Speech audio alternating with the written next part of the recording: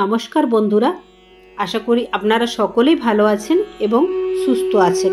আপনাদের সকলকে রাধাকৃষ্ণ চ্যানেলে স্বাগত জানাই। বন্ধুরা, যদি বৈশাখ মাসে আপনার বাড়িতে এই 9টি প্রাণী আসে তবে বুঝবেন আপনি ধনী হতে চলেছেন। বৈশাখ মাসে হঠাৎ যদি দেখেন আপনার বাড়ির উঠোনে বা বারান্দায় একের পর এক অদ্ভুত কিছু প্রাণী ঘোরাফেরা করছে, তবে সেটা কেবল কাকতালীয় নয়, বাস্তুশাস্ত্র বলছে এই 9 প্রাণী যদি বৈশাখ মাসে আপনার আশেপাশে দেখা দেয় তবে বুঝে নিন লক্ষ্মীর আশীর্বাদ আপনার দোরগোড়ায় এসে দাঁড়িয়েছে। আপনি হয়তো জানতেনই না ধনী হওয়ার লক্ষণগুলো ঠিক আপনার চোখের সামনেই ঘটছে। কোন কোন প্রাণী আর কেনই বা এগুলো ধন সমৃদ্ধির সংকেত বলা হয়, চলুন জেনে নেওয়া যাক। কোন কোন প্রাণীর আগমন আপনার জীবনে শুভ সময়ের বার্তা নিয়ে আসতে পারে এবং এর পেছনে কারণ ও বিশ্বাসগুলি কি কি। তবে তার আগে আপনি চান যে মা লক্ষ্মী মাতার আশীর্বাদ আপনার উপর থাকুক, তাহলে এই ভিডিওটি লাইক করুন এবং চ্যানেলটিকে সাবস্ক্রাইব করুন এবং জয় মা লক্ষ্মীর জয় অবশ্যই লিখবেন। 1 নাম্বার, প্রজাপতির আগমনকে শুভ সংকেত হিসেবে মনে করা হয়। বিশেষ করে সোনালী এবং বিভিন্ন রঙের প্রজাপতি দেখা অত্যন্ত সৌভাগ্যের প্রতীক। প্রজাপতি রং এবং ওড়ার ধরন অনুযায়ী ভিন্ন ভিন্ন অর্থ বহন করে। যদি আপনি আপনার বাড়ির বাগানে বা আশেপাশে রঙিন প্রজাপতি উড়তে দেখেন তাহলে তার জীবন নতুন আশা, সুখ এবং আনন্দের আগমনের সংকেত দেয়। সোনালী প্রজাপতি বিশেষভাবে ঐশ্বর্য সৌভাগ্যের প্রতীক। এটি ইঙ্গিত দেয় যে আপনার জীবনে নতুন সুযোগ ও সাফল্যের দ্বার খুলতে চলেছে। প্রজাপতির জীবনচক্র ও আমাদের জীবনে পরিবর্তন এবং নতুন শুরুর প্রতীক। এটি যেমন শুঁয়াপোকা থেকে প্রজাপতিতে রূপান্তরিত হয়, তেমনি জীবনে যদি আপনি কঠিন সময় পার করে থাকেন তবে খুব শীঘ্রই আপনার জীবনে নতুন আশার আলো ফুটে উঠবে।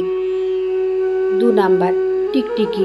অনেকেই টিকটিকিকে অশুভ বলে মনে করলেও প্রকৃতপক্ষে এটি মা লক্ষ্মীর প্রতীক। হিন্দু ধর্মে বিশ্বাস করা হয় যে টিকটিকি যদি বাড়ির দেওয়ালে বা ছাদে দেখা যায় তবে তা সমৃদ্ধ এবং সুখের বার্তা বহন করে।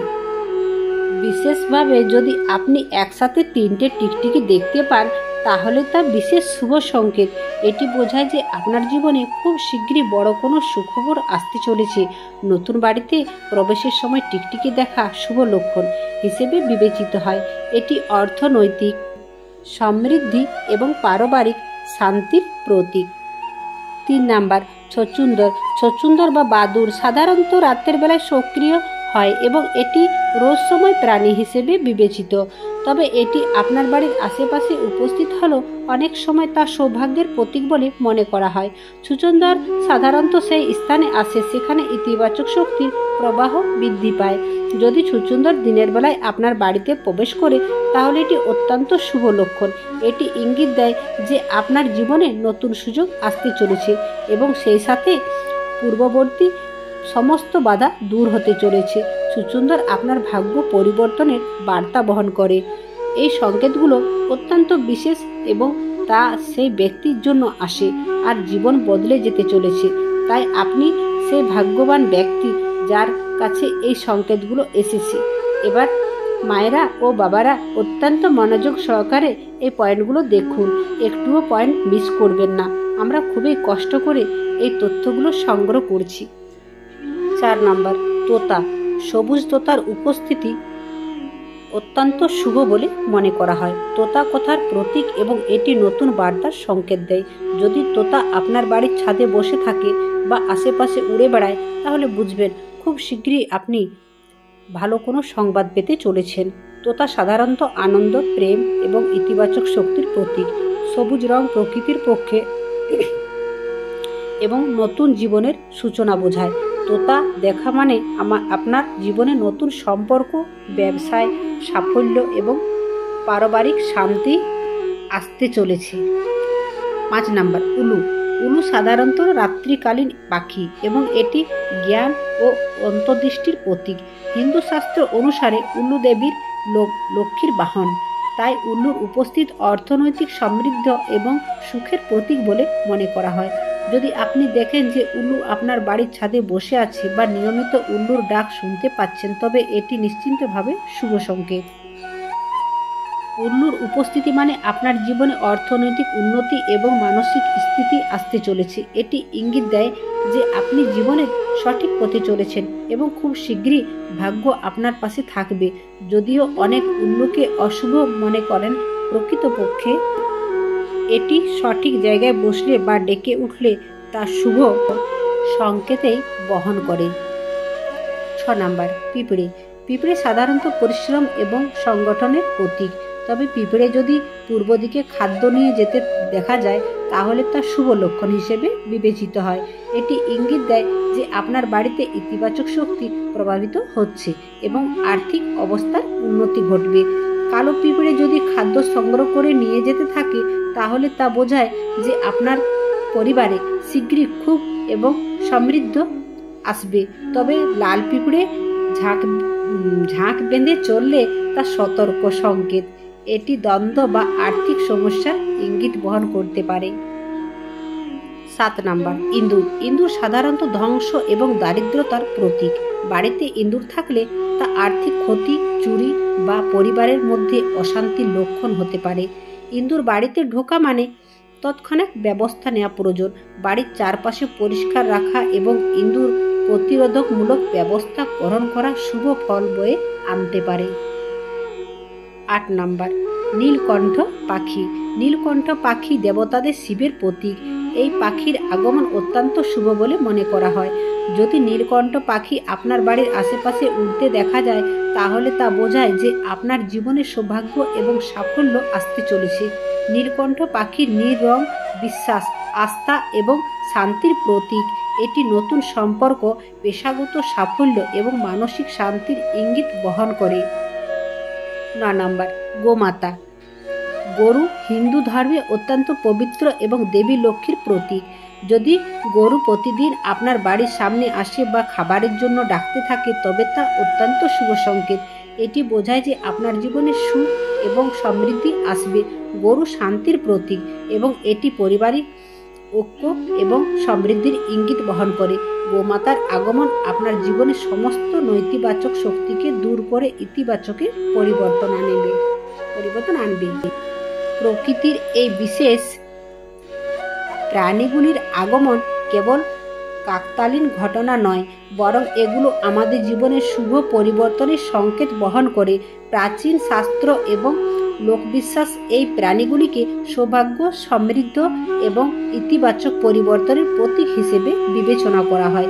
জীবনে কঠিন সময়ে এই প্রাণীগুলি উপস্থিত আমাদের মনে আশার সঞ্চার করে এবং নতুন সম্ভাবনার দ্বার খুলে দেয়। তাই যদি আপনি এই প্রাণীগুলির মধ্যে যে কোনো একটি আপনার আশেপাশে দেখতে পান, তাহলে আত্মবিশ্বাস থাকুন এবং বিশ্বাস রাখুন যে আপনার জীবনে খুব শীঘ্রই সুখ, সমৃদ্ধ এবং সাফল্যের দ্বার উন্মোচিত হতে চলেছে।